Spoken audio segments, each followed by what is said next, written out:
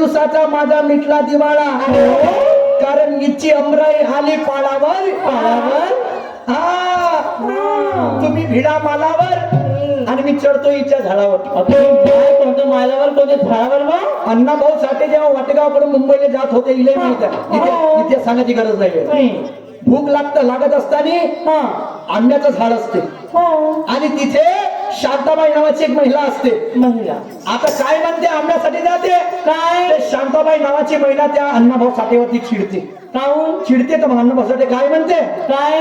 गेला हिवाळा आला उन्हाळा, लई दिवसाचा माझा मिटला दिवाळा, कारण हिची आंबराई आली पाळावर,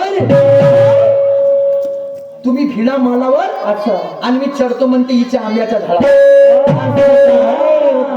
हे गाण्याचा आधार आहे.